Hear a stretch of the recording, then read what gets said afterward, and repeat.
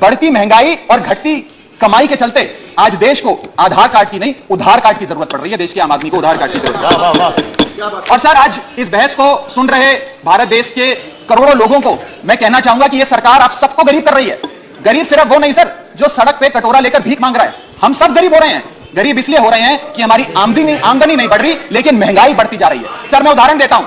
एक शख्स जो 20,000 रुपए महीने के कमाता था और 18,000 रुपए खर्च करता था, वो महीने का 2,000 रुपए बचाता था।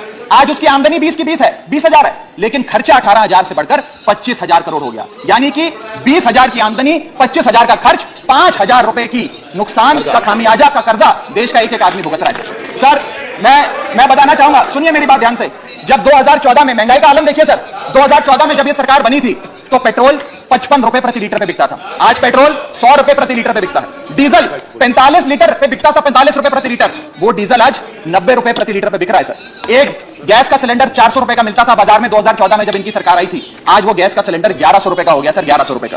दूध 1 लीटर 36 रुपए का मिलता था, दूध आज 60 रुपए प्रति लीटर हो गया है। और सर, सीएनजी 40 रुपए प्रति यूनिट प्रति केजी मिला करती थी, आज वो सीएनजी 80 रुपए प्रति यूनिट मिलती है सर। इस सदन में सर, जब प्याज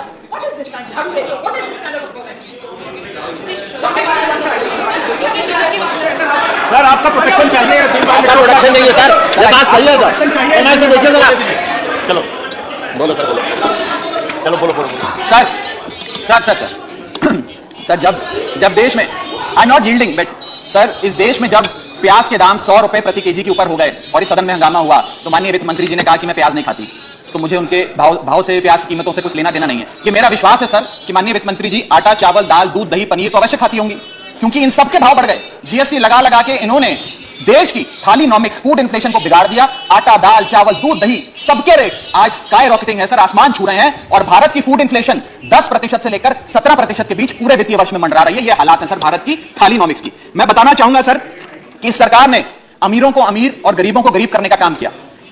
पर कैपिटा इनकम किसी भी देश की आर्थिक स्वास्थ्य का एक बहुत बड़ा इंडिकेटर होता है। भारत की पर कैपिटा इनकम वित्तीय वर्ष 2021 में सर 9,160 रुपए से गिर गई। यानी कि हर व्यक्ति की औसतन कमाई 9,160 रुपए गिराने का काम किया। यानी कि आमदनी 98, खर्चा रुपया, यह सरकार ने करके हम सबको दिया है सर। तीसरी बड़ी बीमारी जो भारत की अर्थव्यवस्था को लगी हुई है वो है आर्थिक सुधार का झांसा, the hopes of economic recovery. इस वित्तीय वर्ष के पहले क्वार्टर में भारत की आर्थिक विकास दर 13.5% थी। दूसरा क्वार्टर आते आते, जिसे फेस्टिवल क्वार्टर कहते हैं, जिसमें बड़े बड़े त्योहार आते हैं, जिसमें खपत भी बढ़ती है, उत्पादन भी बढ़ता है, मांग भी बढ़ती है, उस क्वार्टर में आर्थिक विकास दर 13.5% क्वार्टर 1 के मुकाबले गिरकर 6.3% पे आ गई सर, यानी कि आधी हो गई। और अगर आप पिछले साल के क्वार्टर सेकंड से दूसरी तिमाही से कंपेयर करें तो क्वार्टर ऑन क्वार्टर 2021 में 8.4% दूसरी तिमाही की ग्रोथ थी, और इस बार इस क्वार्टर में जो अभी समाप्त हुआ 6.3% है। यानी कि भारत की आर्थिक विकास दर घटती जा रही है। और मुझे बड़े दुख से कहना पड़ रहा है कि जब वित्त मंत्री जी फरवरी में वित्तीय वर्ष 23-24 का बजट प्रेजेंट करेंगी, तब भारत की चौथी तिमाही की आर्थिक विकास दर 5% से भी नीचे होगी, which is unprecedented in recent time sir. यह भारत की इकोनॉमिक ग्रोथ की हालत है। और यह वर्ष तो जो बीत गया, इस वर्ष तो आपने आर्थिक जो विकास दर था उसकी ऐसी तैसी कर दी। अगले साल के आर्थिक विकास दर के आंकड़े सुनिए।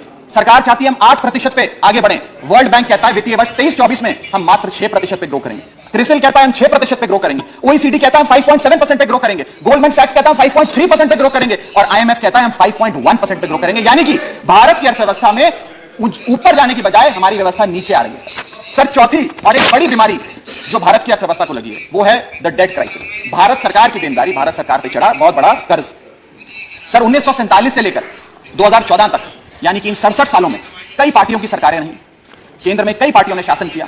इन 67 सालों में तमाम पार्टियों की सरकारों ने मिलकर कुल कर्जा 55 लाख करोड़ का लिया था, और बीते 8 सालों में 2014 से 2022 में इस बीजेपी की सरकार ने कुल कर्जा 85 लाख करोड़ रुपए लिया। यानी कि एक तरफ 67 सालों का, बीते 67 सालों का 55 लाख करोड़ का कर्जा, और इस सरकार ने अकेले 8 सालों में 85 लाख करोड़ रुपए का कर्जा लिया।